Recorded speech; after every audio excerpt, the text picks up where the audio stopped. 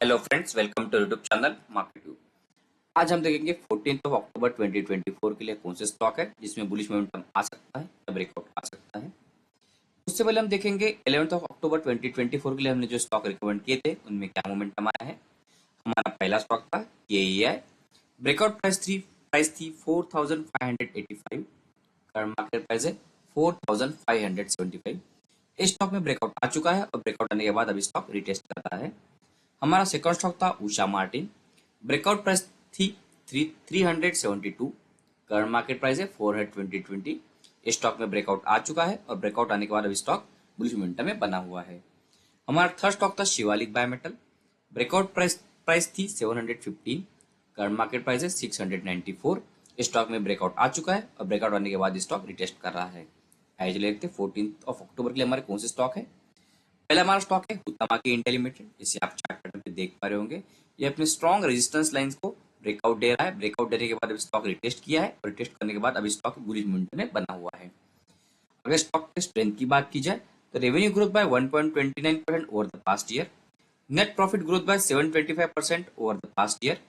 Impressive ROE of 43.2, impressive ROC of 43, company with low debt, company with zero promoter pledge, FII, FPI और institutions increasing their shareholding। अगर stock के financial strength की बात की जाए तो हाई फाइनेंशियल स्ट्रेंथ वाला स्टॉक है, अफोर्डेबल वैल्यूएशन है और टेक्निकल न्यूट्रल्स में बना हुआ है। अगर ये स्टॉक 410 के ऊपर ब्रेकआउट देकर सस्टेन करता है तो हमको टारगेट 1 देखने को मिल सकता है 428। टारगेट 2 हमको देखने को मिल सकता है 446 और एसएल हमको मेंटेन करना होगा 380 का। आइए देखते हैं हमारा सेकंड स्टॉक कौन सा है। हमारा सेकंड स्टॉक है Jindal steel and power limited. जैसे कि आप चार्ट पैटर्न पे देख पा रहे होंगे, ये अपने सपोर्ट लाइन के ऊपर सपोर्ट लेने के बाद में अभी बुलिश मोमेंटम में बना हुआ है। साथ ही साथ इसने 20 डेज मूविंग एवरेज को क्रॉस ओवर किया हुआ है। अगर स्टॉक के स्ट्रेंथ की बात की जाए तो स्टॉक काफी स्ट्रॉन्ग मोमेंटम में है। प्राइस अब short term, medium term and long term moving average के ऊपर ट्रेड कर रही है। Revenue growth bye 8.27% over the past year. Net profit growth bye 86.12% over the past year.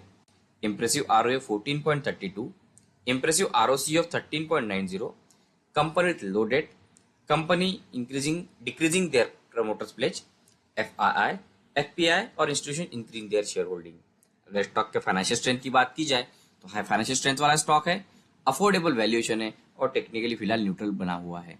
अगर ये स्टॉक 1017 के ऊपर ब्रेकआउट डे सस्टेन करता है तो हमको टारगेट 1 देखने को मिल सकता है 1065।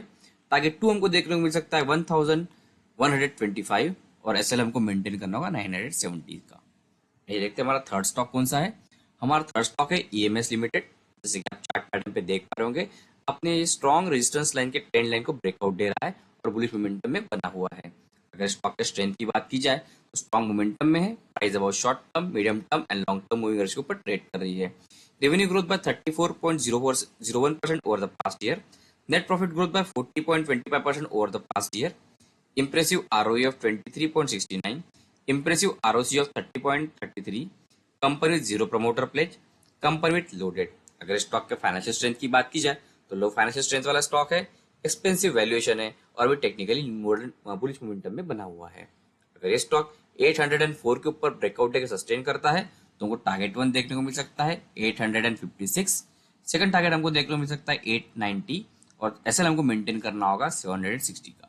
सो फ्रेंड, डेली आप इसी प्रकार से बुलिश मोमेंटम स्टॉक और ब्रेकआउट स्टॉक के बारे में जानकारी चाहते हो तो हमारे वीडियो को लाइक कीजिए और हमारे चैनल को सब्सक्राइब कीजिए। Thank you.